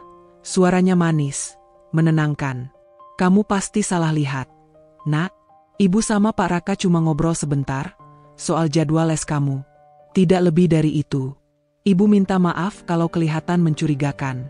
Ibu tahu, kamu masih belum bisa sepenuhnya menerima ibu. Tapi jangan sampai salah paham seperti ini bikin hubungan kita makin renggang." Aku menatapnya dengan tatapan penuh luka. Lihatlah dia, bisa dengan mudah membalikkan keadaan. "Ayah," suaraku lirih, penuh harap. Tapi ayah hanya menggeleng. "Sudah cukup, Cinta. Tidak ada lagi pembicaraan soal ini." Aku menunduk, air mataku menetes deras ke lantai. Rasanya sesak, seperti dikhianati 2 kali. Malamnya aku menangis sendirian di kamar. Tidak ada yang percaya padaku. Tidak ayah, tidak siapapun. Aku sendirian.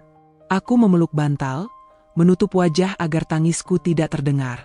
Maya berhasil membuat dirinya tampak suci di mata ayah, sementara aku dicap anak durhaka yang tidak tahu sopan santun. Aku teringat wajah Mbak Sari, satu-satunya orang yang percaya padaku. Tapi bahkan jika aku bercerita lebih jauh padanya, apa gunanya? Ayah tetap tidak akan mendengarkan. Aku menatap langit-langit kamar dengan mata bengkak. Kalau begitu, aku harus cari cara sendiri. Aku butuh bukti. Bukti yang tidak bisa disangkal siapapun. Di dalam kesedihan itu, perlahan tumbuh tekad. Aku tidak akan berhenti. Aku harus membuktikan kebenaran, meski harus melawan semua orang. Aku sengaja berbaring lebih awal di kamar, pura-pura lelah. Lampu kamarku padamkan, tirai kututup. Semua itu agar terlihat seperti aku sudah benar-benar tertidur. Padahal, mataku terpejam hanya setengah, telingaku tajam mendengar suara-suara dari lantai bawah. Detik-detik terasa lambat. Dari kejauhan, samar terdengar suara pintu pagar dibuka. Suara mesin motor Raka berhenti di halaman. Tak lama kemudian, suara Maya menyambutnya di ruang tamu. Suara itu terdengar terlalu ceria, terlalu hangat, bukan ada seorang ibu tiri yang sekadar menyambut guru privat anaknya. Aku menunggu beberapa menit. Nafasku berulang kali tercekat. Lalu, pelan-pelan, aku bangkit dari ranjang. Kakiku menapa hati-hati di lantai kayu, agar tak menimbulkan suara. Pintu kamarku buka sedikit, cukup untuk mengintip ke arah tangga. Rumah ini besar, tapi malam itu rasanya setiap sudutnya hanya menggemakan bunyi jantungku sendiri. Langkahku menuruni tangga pelan, seperti pencuri. Aku tahu risikonya. Kalau sampai ketahuan, aku bisa dimarahi habis-habisan. Tapi hatiku berkata, aku harus lihat sendiri. Aku harus tahu. Sampai di anak tangga terakhir, aku menahan napas. Ruang tamu terlihat jelas dari balik pintu kayu yang sedikit terbuka. Lampunya temaram, cahaya kuning lembut menyoroti sofa besar berwarna krem di tengah ruangan. Di sanalah mereka duduk. Raka mengenakan kemeja biru muda dengan lengan digulung, wajahnya tampak lebih santai dibanding saat mengajar. Maya duduk di sampingnya, terlalu dekat. Bukan di kursi terpisah seperti biasanya, melainkan di sofa yang sama, jaraknya hanya beberapa jengkal. Aku menahan napas lebih dalam ketika melihat Maya tertawa kecil, sambil menundukkan wajahnya ke arah Raka. Lalu, tiba-tiba, tangannya menyentuh tangan Raka. Satu gerakan sederhana, tapi penuh makna. Aku hampir menjatuhkan gelas yang kubawa sebagai alasan kalau-kalau ketahuan. Tanganku gemetar. "Mbak," bisikku pada diriku sendiri, tapi suaraku nyaris tak terdengar. Raka hanya tersenyum tipis. Dia tidak menarik tangannya. Bahkan, aku bisa melihat matanya menatap Maya dengan cara yang berbeda. Bukan tatapan profesional seorang guru privat, melainkan tatapan pria yang sedang larut dalam godaan. "Pak Raka, sejujurnya saya kagum sekali dengan caramu mengajar." Suara Maya terdengar lembut, nyaris menggoda. "Ah, Bu, saya hanya melakukan kewajiban saya," jawab Raka, suaranya rendah. Maya terkekeh kecil, Ujung jarinya masih bermain di atas punggung tangan Raka. Tapi tidak semua guru bisa sabar seperti kamu. Cinta itu anak yang keras kepala, aku sendiri kadang kewalahan. Tapi kamu bisa membuat dia mau duduk belajar. Itu luar biasa. Aku menggertakkan gigi. Keras kepala? Jadi begitu caranya dia bicara soal aku ke orang lain? Raka tertawa singkat. Cinta anak yang cerdas, Bu. Dia hanya butuh didengar. Maya mendesah manja. Seandainya semua orang sesabar kamu. Aku tidak bisa lagi mendengar dengan tenang. Jantungku berdetak begitu keras, sampai rasanya akan terdengar ke ruang tamu. Aku menempelkan telingaku lebih dekat ke celah pintu, ingin memastikan aku tidak salah dengar. Lalu sesuatu terjadi. Maya memiringkan tubuhnya sedikit lebih dekat. Wajahnya hanya beberapa inci dari wajah Raka. Aku jarang punya teman ngobrol yang bisa bikin nyaman begini, ucapnya lirih. Raka menatapnya lama, lalu tersenyum samar. Saya juga merasa begitu, Bu. Aku menutup mulut dengan tangan, menahan seruan yang hampir lolos. Ya Tuhan, ini nyata. Bukan imajinasiku. Bukan drama yang kubuat di kepalaku. Tiba-tiba Raka meraih gelas di meja, berusaha mengalihkan suasana. Tapi Maya tidak bergerak menjauh. Mereka tetap duduk terlalu dekat, aura di antara mereka jelas-jelas salah. Aku mundur selangkah, tubuhku gemetar. Air mata menetes tanpa kusadari. Rasanya seperti perutku ditusuk-tusuk. Kenapa harus begini? Gumamku lirih. Aku tidak bisa lagi menonton lebih lama. Kaki-kakiku membawaku naik kembali ke kamar. Setiap langkah terasa berat, seolah aku menyeret beban besar di pundak. Begitu pintu kamar tertutup, aku jatuh terduduk di lantai. Tangisanku pecah, deras, memenuhi kamar yang gelap. Semua dugaanku benar. Maya, ibu tiriku, dia tidak setia. Dan Raka, guru privatku, pria yang seharusnya jadi pembimbing malah jadi bagian dari pengkhianatan ini. Aku menenggelamkan wajah di bantal. Tubuhku bergetar hebat. Aku ingin berlari, berteriak, memberitahu ayah sekarang juga. Tapi aku tahu, aku sudah mencoba sekali, dan ayah tidak percaya. Kalau aku cerita lagi, ayah pasti bilang aku kurang ajar. Bisikku di sela tangis. Ayah, kenapa sih nggak bisa lihat? Di dalam kesedihan itu, sebuah tekad baru muncul. Kali ini aku tidak boleh hanya mengandalkan kata-kata. Aku butuh bukti. Sesuatu yang bisa membuat ayah tidak bisa menyangkal. Sesuatu yang bisa membuka matanya lebar-lebar. Aku mengepalkan tangan, meski masih basah oleh air mata. Kalau Maya bisa pintar menyembunyikan semuanya, maka aku harus lebih pintar. Aku harus menangkap mereka. Harus. Malam itu aku tidak bisa tidur. Mataku menatap kosong ke langit-langit kamar. Pikiran berputar-putar antara takut, marah, dan nekat. Di satu sisi, aku hanya anak 17 tahun yang sendirian, rapuh, dan terluka. Tapi di sisi lain, ada suara dalam diriku yang berbisik. Kebenaran harus terbukti, meski aku harus melakukannya sendiri. Aku duduk di bangku taman sekolah. Napas masih berat setelah berlari kecil dari kelas bahasa. Siang itu matahari terasa menyeret, tapi di dalam dadaku ada beban yang lebih berat dari panasnya terik. Aku menatap Nina yang duduk di hadapanku, wajahnya serius untuk pertama kalinya sejak kami duduk di bangku SMP. Kamu yakin mau lakukan ini, Chin? Tanya Nina pelan. Ia menaruh botol minum di sampingnya dan menatapku lurus. Aku mengangguk. Iya, aku nggak bisa diam lagi. Ayah nggak percaya, ayah berpihak ke Maya, dan kalau aku nggak punya bukti, ini bakal terus-menerus. Raka bakal terus datang, ibu bakal terus pura-pura. Aku nggak mau rumah ini hancur perlahan-lahan tanpa aku melakukan apa-apa. Nina menarik napas panjang. Oke, kamu dengar aku. Kalau mau membongkar sesuatu yang rumit seperti perselingkuhan antara ibu tiri dan guru privat, yang jelas-jelas sensitif, kita butuh strategi. Bukti foto atau rekaman itu kunci. Tanpa itu, ayah bakal bilang kamu ngarang. Aku menatapnya, merasa lega mendengar kata-katanya. Tepat. Makanya aku cerita semua ke kamu. Aku nggak bisa sendirian. Nina menggigit bibir.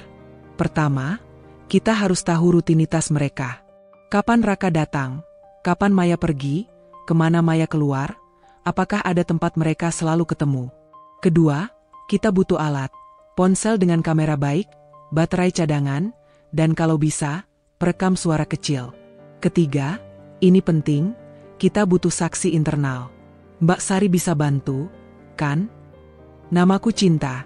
Tapi seketika aku merasa namaku berubah jadi sesuatu yang lain. Detektif amatir yang harus memata-matai rumah sendiri. Jantungku berdetak kencang, setengah karena takut, setengah karena adrenalin yang aneh terasa membangkitkan keberanian. Aku sudah ngobrol sama Mbak Sari. Dia mau bantu, tapi takut kalau ketahuan. Aku juga nggak mau ngebebani dia, kataku. Tapi aku butuh seseorang di rumah yang bisa bantu lihat kemana Maya pergi saat malam. Mbak Sari bisa pantau diam-diam. Nina mengangguk. Bagus. Kalau Mbak mau bantu, itu setengah kemenangan. Kita mesti rancang skenario, kapan kamu bisa memotret tanpa ketahuan. Misalnya, kalau Raka sering menunggu di ruang tamu setelah jam 8, kamu bisa menyelinap dari jendela balkon sambil bawa ponsel. Atau, kalau Maya suka bawa tas kecil, mungkin ada bukti di sana, pesan singkat, foto, apapun. Aku membayangkan kembali malam itu, tangan Maya menyentuh tangan Raka, nada suara mereka yang berbisik. Momen itu masih terselip tajam di hatiku. Sekarang bayangan itu berubah jadi misi. Menangkap momen itu dalam bentuk yang tidak bisa dibantah. Nina, kataku, kalau kita dapat foto, apa yang akan kita lakukan? Langsung tunjukin ke ayah? Dia menghela napas. Itu tergantung. Kalau fotonya jelas, misalnya mereka sedang bergandengan tangan atau mencium, langsung ke ayah, iya. Tapi jika fotonya cuma bercampur baur, misalnya mereka duduk agak dekat, kita harus lebih strategis. Bawa bukti lain, simpan beberapa rekaman, atau temukan pesan di ponsel mereka. Kita nggak mau setengah bukti yang malah bikin ayah nggak percaya. Aku menelan ludah. Aku nggak ingin hancurkan keluarga ini. Aku cuma pengin kebenaran. Nina menatapku lembut. Kamu pengin keadilan, bukan balas dendam. Ingat itu. Malam harinya aku mencoba menggambar rencana di buku catatan. Di atas kertas aku menuliskan pola kedatangan Raka, hari apa, jam berapa, pola keluar Maya, siang malam, di mana Mbak Sari bisa mengintai. Aku menandai titik-titik kamera potensial, lubang ventilasi kamar ayah, celah di antara tirai balkon, pot bunga di taman kecil yang bisa jadi tempat sembunyi ideal. Mbak Sari setuju membantu. Ia bilang akan mulai mengamati dari hari itu juga, memantau kemana Maya pergi ketika ia bilang, arisan, atau teman lama. Aku tahu risikonya besar, Mbak Sari bisa dipecat atau lebih buruk kalau ketahuan. Memikirkan itu membuatku mual, tapi tekadku lebih kuat daripada rasa takut. Non, bisik Mbak Sari di dapur malam itu, saat kami berdua menyusun jadwal. Kamu harus hati-hati. Jangan sampai langsung nunjukin ke ayah kalau kamu dapat foto. Kalau salah, bisa berabe buat kamu. Aku tahu, Mbak. Jadi rencananya, kalau aku dapat bukti kuat, aku bawa ke Nina dulu. Nina bakal bantu analisa. Kalau itu cukup, kita langsung ke ayah. Mbak Sari menatapku lama. Kalau ayahmu tetap nggak percaya, kamu siap untuk apa? Pertanyaan itu menusuk. Aku terdiam. Jujur, aku belum memikirkan itu. Kalau ayah tetap menutup mata, aku bisa apa? Pikiranku mengembara pada masa ibu kandungku. Wajahnya muncul samar, seakan memberi keberanian. Aku akan cari cara lain. Aku nggak akan menyerah. Beberapa hari berikutnya adalah hari-hari pengintaian. Aku jadi lebih peka pada jam, kapan Raka biasanya datang untuk sesi sore, kapan Maya tiba dari keluar, kapan ayah pulang. Aku sengaja ikut membantu menata ruang tamu, alasan untuk bergerak tanpa menimbulkan curiga.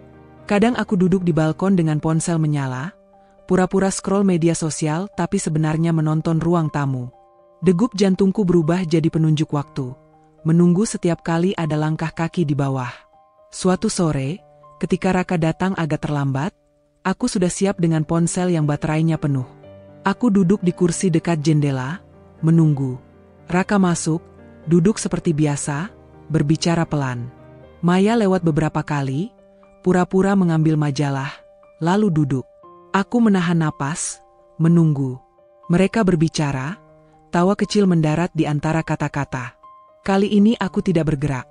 Hanya mengangkat ponsel sedikit, mengambil foto dari balik kaca. Hatinya berdebar, tetapi tanganku bergetar sedikit. Ketika melihat hasil foto, aku merasakan duniamu menegang. Di sana, di layar ponsel, tampak dua sosok, Maya dan Raka, duduk terlalu dekat. Tidak ada sentuhan jelas di foto itu, hanya posisi yang kompromi, tangan mereka hampir menyentuh, kepala mereka condong. Itu belum cukup untuk menyerang, tapi cukup untuk membuat dadaku sesak. Aku mengirim foto itu ke Nina lewat pesan, lalu menunggu. 5 menit terasa seperti 5 jam.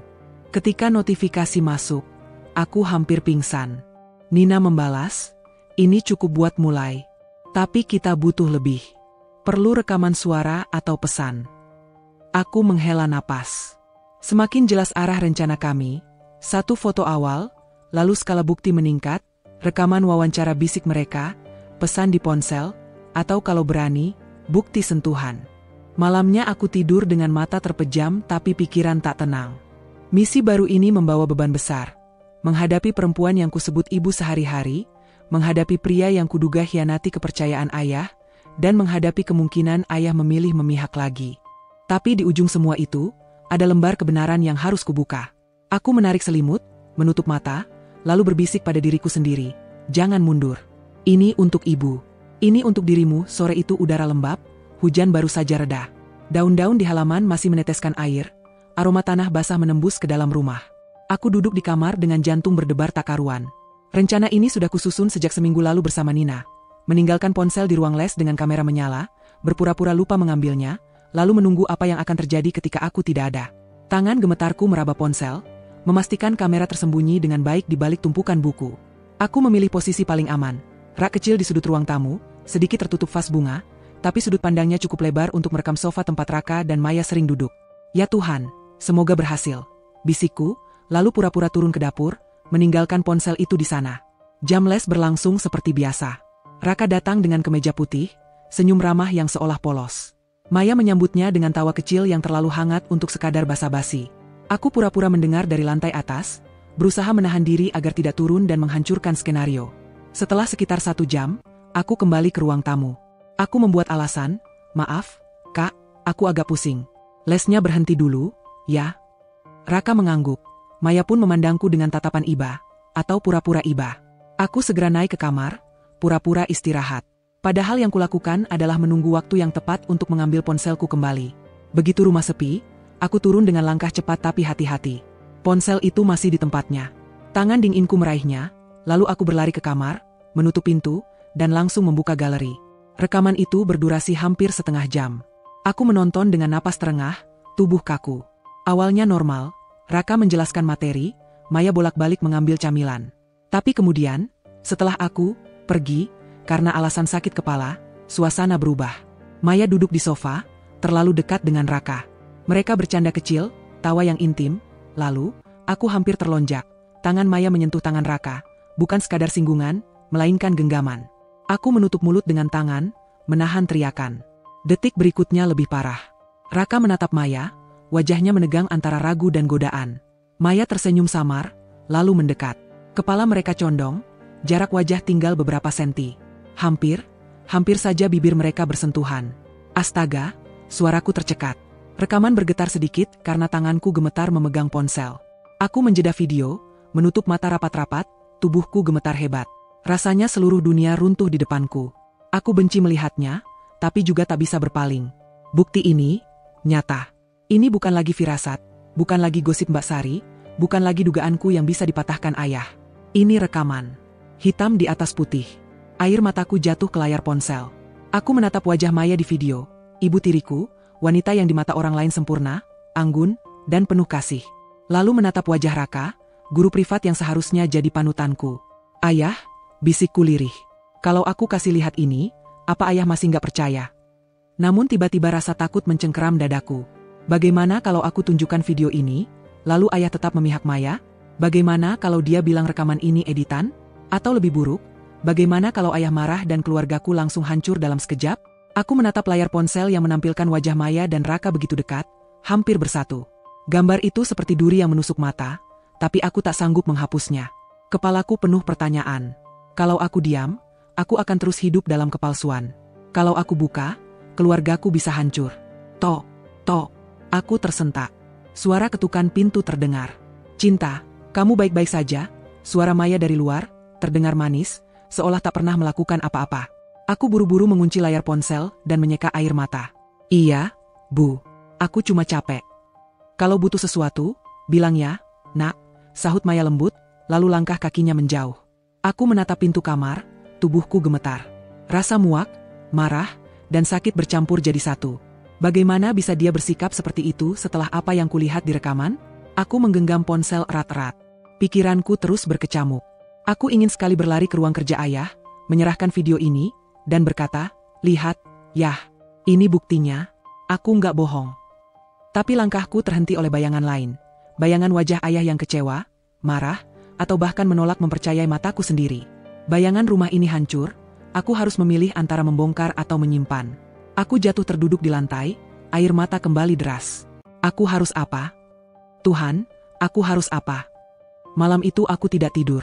Aku memutar ulang rekaman itu berkali-kali, setiap kali jantungku serasa berhenti. Bukti itu ada di tanganku, tapi keberanian untuk menggunakannya belum kutemukan. Sejak hari aku menonton rekaman itu, semuanya berubah. Saat les berlangsung, aku duduk dengan wajah kaku. Raka mencoba bercanda seperti biasa, melemparkan senyum ramahnya, tapi aku hanya menjawab singkat. Setiap kali ia mendekat, tubuhku otomatis mundur. Aku tidak sanggup lagi berpura-pura. Raka tampak bingung, sesekali melirikku dengan dahi berkerut, seolah bertanya dalam hati, kenapa dia berubah. Tapi aku tidak peduli. Yang kulakukan hanya menatap buku tanpa benar-benar membaca. Maya, yang biasanya duduk sambil pura-pura membaca majalah atau menyiapkan minuman, tampaknya mulai menyadari perubahan sikapku. Aku bisa merasakan matanya mengawasi, tajam, seolah menelanjangiku. Malam itu, saat semua sudah tenang, aku baru saja hendak memejamkan mata ketika terdengar suara pintu kamar diketuk pelan. Tok, tok. Aku terlonjak. Suara itu tidak asing. Cinta, boleh ibu masuk? Suara Maya terdengar lembut dari luar, tapi ada nada yang membuat bulu kuduku berdiri. Aku ragu menjawab, namun akhirnya bergumam, iya, Bu. Pintu terbuka. Maya masuk dengan gaun tidurnya, wajahnya tetap anggun seperti biasa, tapi ada sorot dingin di matanya. Ia duduk di tepi ranjangku, terlalu dekat. Cinta, ia memulai dengan suara pelan, nyaris berbisik. Akhir-akhir ini kamu aneh. Sikapmu dingin ke Kak Raka. Ada apa? Aku tercekat. Tanganku menggenggam selimut erat-erat. Nggak apa-apa, Bu. Aku cuma lagi capek sekolah. Maya menatapku lama. Bibirnya melengkung, tapi bukan senyum hangat. Lebih seperti senyum yang penuh peringatan. Dengar, Nak, ada hal-hal yang tidak perlu kamu pahami. Jangan pernah ikut campur urusan orang dewasa. Jantungku langsung berdegup kencang. Kalimat itu terdengar seperti ancaman halus. Maya menatap mataku tajam, seolah ingin memastikan pesan itu benar-benar masuk ke kepalaku. Aku menelan ludah. Suaraku gemetar. Maksud ibu apa? Maya menyentuh pipiku dengan tangannya, lembut tapi menakutkan. Maksud ibu, kamu harus fokus sekolah. Jangan terlalu sibuk memperhatikan hal-hal yang bukan urusanmu. Mengerti? Aku hanya bisa mengangguk, meski hatiku berontak. Bagus, ucap Maya dengan senyum tipis, lalu berdiri. Sebelum keluar, ia menoleh sekali lagi. Ingat, cinta. Diam itu emas. Pintu menutup pelan. Aku terdiam kaku di ranjang, air mata menetes tanpa bisa kutahan. Kata-kata Maya menggema di kepalaku, bukan sekadar nasihat, tapi peringatan. Aku sadar, Maya tahu. Ia mungkin tidak tahu kalau aku sudah punya bukti, tapi ia bisa merasakan aku menyimpan sesuatu. Dan kini aku berada dalam posisi berbahaya. Aku menggenggam ponselku erat-erat. Bukti rekaman itu masih ada di dalamnya. Tapi malam ini, setelah ancaman halus Maya, aku semakin takut. Hari itu seharusnya jadi hari yang menyenangkan. Ayah mengajakku, juga Maya, untuk menghadiri makan malam keluarga besar di sebuah restoran mewah di pusat kota. Restoran itu berkilauan dengan lampu kristal, dinding kaca tinggi, dan meja panjang penuh makanan mahal. Sepupu-sepupuku datang dengan pakaian terbaik mereka, dan semua orang tampak bersemangat. Aku berusaha menyesuaikan diri dengan suasana itu, meski hati masih penuh resah. Rasanya sulit tersenyum normal sejak kejadian malam itu, sejak Maya mendatangiku di kamar dengan ancaman halusnya. Aku masih bisa merasakan dinginnya tatapan mata itu. Cinta, jangan murung dong. Ini kan acara keluarga, bisik ayah sambil menepuk pundakku. Aku tersenyum tipis, pura-pura bahagia. Iya, yah. Aku pikir, setidaknya malam ini aku bisa merasa lebih aman. Karena ada banyak orang, karena Maya pasti sibuk melayani keluarga besar. Tapi ternyata aku salah besar. Baru saja makanan pembuka dihidangkan, Maya berdiri dan tersenyum cerah. Oh iya, ada tamu spesial yang ingin ibu ajak. Dia sangat berjasa buat cinta belakangan ini. Aku spontan menoleh. Perasaanku langsung tidak enak. Dan benar saja. Dari pintu restoran, masuklah Raka dengan setelan jas rapi. Senyum ramahnya ia tebarkan ke semua orang, membuat beberapa sepupu perempuanku berbisik kagum. Aku tercekat. Kenapa dia ada di sini? Ini Raka, guru privat cinta, ujar Maya bangga, seolah memperkenalkan seorang pahlawan. Ibu sengaja mengundang dia, supaya keluarga juga tahu siapa yang membantu cinta belajar. Anggap saja ini bentuk terima kasih. Ayah mengangguk setuju, menyalami Raka dengan hangat. Bagus, bagus. Saya memang lihat nilai cinta mulai membaik sedikit. Terima kasih ya, Raka. Dengan senang hati, Pak, jawab Raka dengan rendah hati.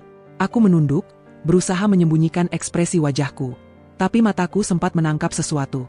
Saat Maya dan Raka beradu pandang, ada senyum samar yang hanya bisa dimengerti mereka berdua. Senyum penuh arti. Senyum yang membuat darahku mendidih.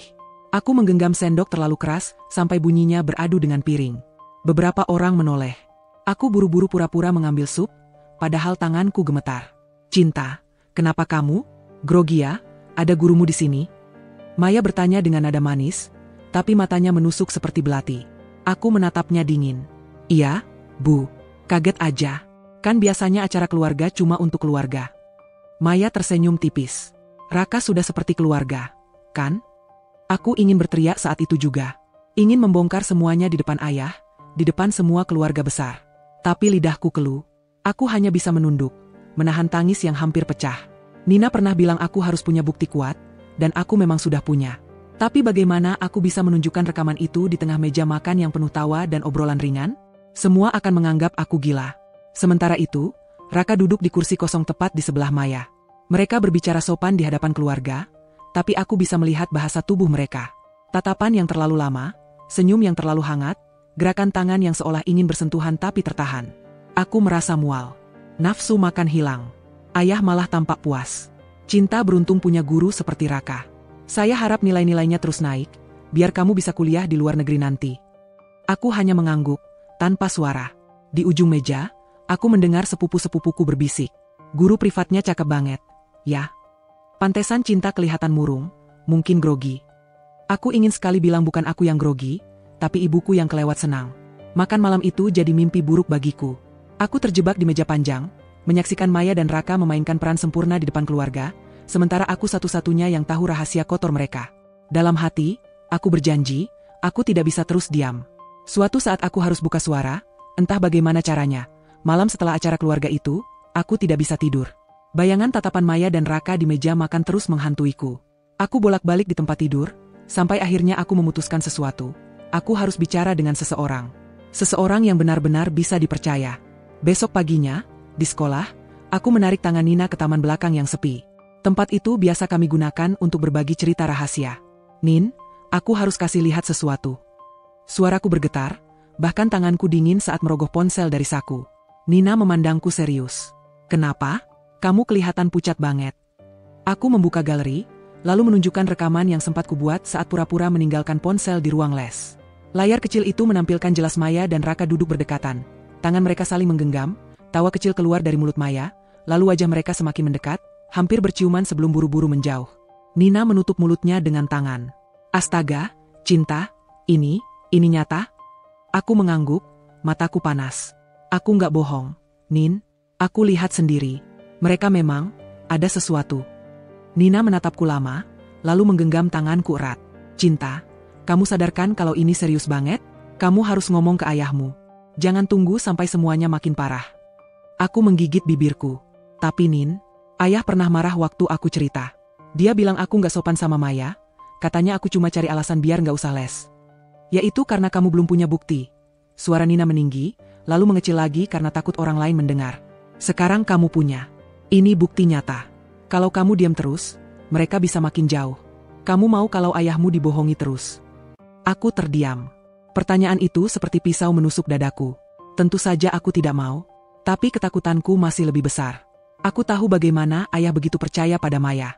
Baginya, Maya adalah istri sempurna, yang selalu tampil anggun di depan keluarga besar, yang membuatnya merasa bangga. Aku takut, Nin, bisikku lirih. Takut ayah lebih percaya sama Maya daripada aku. Kalau sampai gitu, aku bakal kelihatan kayak anak yang jahat, kayak mau ngancurin rumah tangga ayah sendiri. Nina menatapku iba. Cinta, kamu bukan jahat. Kamu cuma jujur. Kamu cuma pengen ayahmu lihat kenyataan. Aku menunduk. Air mataku jatuh ke layar ponsel. Rekaman itu masih terputar, seolah mengejekku. Cinta, dengar aku. Nina mengguncang bahuku lembut. Kalau kamu simpan ini sendiri, kamu yang akan sakit. Aku bisa lihat kamu makin tertekan. Nanti kamu bisa benci dirimu sendiri karena nggak berani bicara. Aku menarik napas panjang, lalu mengangguk pelan. Aku butuh waktu, Nin. Aku janji. Tapi belum sekarang. Nina menghela napas, jelas kecewa, tapi akhirnya mengusap punggungku. Oke, tapi jangan kelamaan. Aku nggak mau kamu terlambat. Ngerti? Aku hanya bisa mengangguk lagi. Saat Nina berjalan lebih dulu ke kelas, aku tetap berdiri di taman, memandangi layar ponsel yang sudah hitam. Di dalamnya ada kebenaran yang bisa menghancurkan segalanya. Dan aku, anak 17 tahun yang masih takut kehilangan keluarganya, harus memutuskan, berani membuka mulut, atau diam sampai semua terlambat. Hari itu aku pulang lebih cepat dari biasanya. Guru matematika mendadak membatalkan kelas, jadi aku memutuskan langsung pulang. Mobil jemputan sekolah menurunkanku di depan gerbang rumah. Rumah terlihat sepi, hanya ada suara burung di pepohonan. Aku masuk dengan langkah santai, tapi baru beberapa detik melewati ruang tengah, telingaku menangkap sesuatu. Suara tawa. Lembut, genit, bukan tawa biasa. Dari arah kamar ayah dan Maya. Aku terdiam. Jantungku langsung berdegup kencang, telapak tanganku berkeringat. Tapi ayah sedang di luar kota. Aku tahu betul, semalam ia sudah pamit akan ada rapat bisnis selama 3 hari. Langkahku terasa berat, tapi aku tetap maju. Setiap detik tawa itu terdengar semakin jelas.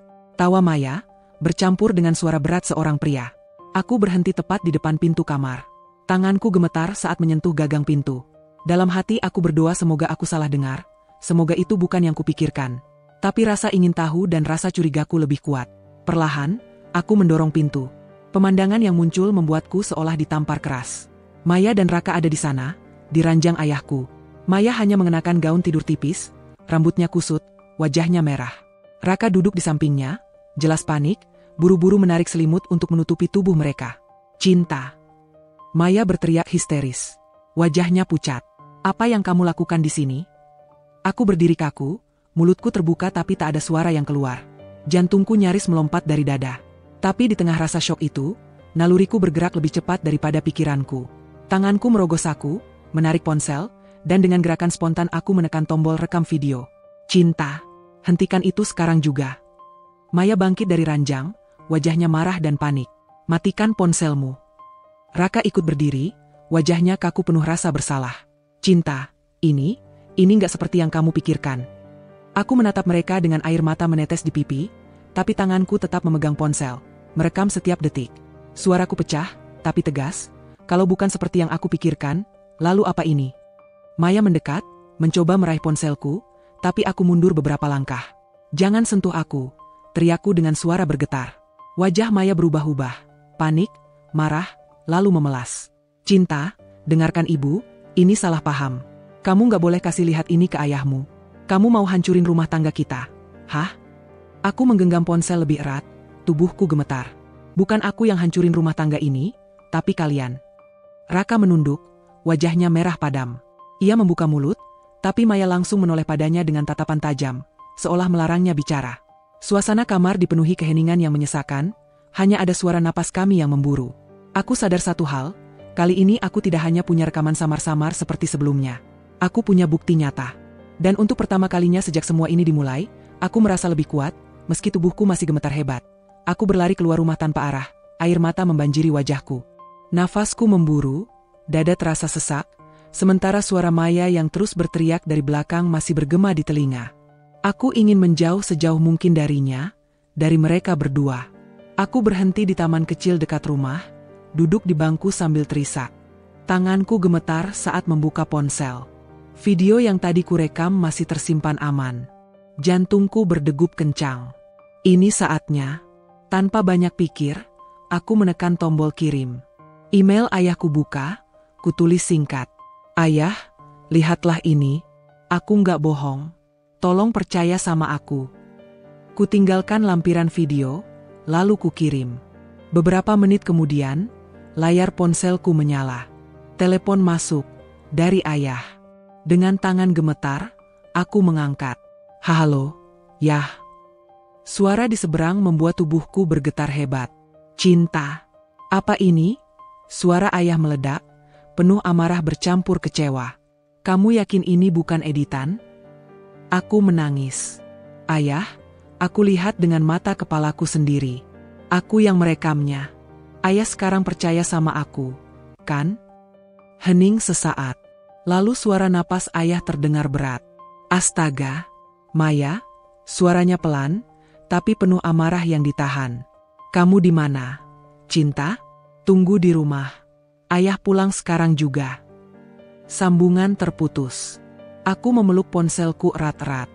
Air mataku masih jatuh, tapi ada sedikit rasa lega. Setidaknya ayah sudah tahu. Rumah berubah jadi neraka. Aku kembali dengan langkah gontai, masih gemetar. Dari gerbang sudah terdengar suara Maya berteriak histeris. Cinta, kembalikan HP itu. Apa yang kamu lakukan? Suaranya melengking, penuh kepanikan. Aku masuk, dan langsung melihat Raka di ruang tamu. Ia tampak panik, wajahnya pucat, berdiri gelisah. Begitu melihatku, ia langsung mendekat. Cinta, tolong, hapus video itu. Jangan kirim ke siapa-siapa. Aku mohon, demi kebaikan kita semua. Aku mundur, menatapnya dengan jijik. Kebaikan kita semua? Atau kebaikan kalian? Raka terdiam, rahangnya mengeras. Maya mendekat, wajahnya setengah menangis, setengah marah. Cinta, kamu gak tahu apa yang kamu lakukan. Kamu mau bikin ayahmu hancur? Mau bikin keluargamu jadi bahan gosip orang? Kamu pikir kamu pahlawan? Aku menatapnya tajam meski tubuhku gemetar. Yang bikin hancur itu kamu, Bu, bukan aku. Maya hendak menjawab, tapi suara mobil berhenti di depan rumah membuat semuanya terdiam. Pintu rumah terbanting keras. Ayah masuk dengan wajah merah padam, matanya menyala penuh amarah. Maya. Semua orang membeku. Maya pucat, Raka kaku seperti patung, dan aku hanya berdiri di sisi tangga, tubuhku lemas. Ayah melangkah cepat, suaranya bergetar karena marah. Aku percaya sama kamu, Maya. Aku bela kamu mati-matian di depan anakku. Ternyata apa? Kau main belakang sama guru privat anakku sendiri? Maya mencoba mendekat, menangis terseduh. Sayang, dengarkan aku, ini tidak seperti yang kau lihat. Diam, bentak ayah, membuat Maya terperanjat. Raka buru-buru mengambil tasnya. Pak, saya pamit. Ia mencoba kabur ke pintu, tapi ayah menghalangi, mendorongnya dengan kasar. Kau bajingan. Aku bayar kau untuk mendidik anakku, bukan untuk tidur dengan istriku. Raka ketakutan, wajahnya pucat pasi, lalu berhasil menyelinap keluar rumah. Maya menjerit memanggil namanya, tapi ayah sudah menatapnya dengan tatapan yang bisa membunuh. Aku berdiri di tangga, tubuh gemetar, menyaksikan semua ini. Rumah yang selama ini sunyi dalam kepalsuan, malam itu berubah jadi medan perang. Dan aku tahu, tidak ada jalan kembali, skandal itu akhirnya pecah. Semua yang selama ini hanya aku simpan dalam hati, semua air mata yang pernah kutahan sendirian di kamar, meledak bersama bukti yang tak bisa terbantahkan. Ayah pulang dengan wajah murka, dan untuk pertama kalinya aku melihat lelaki itu, yang biasanya tenang dan penuh wibawa, benar-benar hancur oleh pengkhianatan. Maya berteriak histeris, menangis, memohon ampun, tapi suaranya terdengar kosong bagiku. Kata-katanya tak lebih dari serpihan kebohongan yang runtuh satu persatu. Raka? Ia kabur malam itu juga, meninggalkan rumah dengan wajah pucat pasi, reputasi yang ia bangun sebagai guru teladan lenyap hanya dalam hitungan detik. Ayah tidak banyak bicara. Ia hanya berkata satu kalimat dengan suara berat penuh luka, "Aku sudah cukup." Dan dengan itu, ia menceraikan Maya. Tak ada lagi perdebatan, tak ada ruang untuk alasan. Semua sudah jelas, semua sudah telanjang. Rumah besar kami, yang selama ini terlihat sempurna di mata orang lain, berubah menjadi medan perang. Tembok-temboknya masih berdiri, tapi kehangatan di dalamnya sudah lama mati, Tersisa hanya sisa-sisa pertengkaran dan isak tangis yang pernah bergaung di sana. Aku merasa hancur. Ada bagian dari diriku yang ikut runtuh. Sebab pengkhianatan ini bukan hanya tentang ayah, tapi juga tentang keluarga yang kuharapkan bisa kembali utuh setelah kepergian ibu. Namun di balik rasa sakit itu, ada juga kelegaan. Untuk pertama kalinya, suaraku didengar. Untuk pertama kalinya, kebenaran yang selama ini kupeluk sendirian akhirnya diakui. Aku berdiri di depan cermin malam itu, menatap wajahku yang sembab dengan mata merah. Dan aku berbisik pada diriku sendiri, aku tidak akan lagi diam. Aku tidak akan lagi membiarkan kebohongan merusak hidupku. Sejak hari itu, aku tahu, meski kebenaran bisa menghancurkan, diam hanya akan membuat luka semakin dalam. Dan aku memilih kebenaran, meski artinya, aku harus berjalan melewati puing-puing keluarga yang tak lagi sama.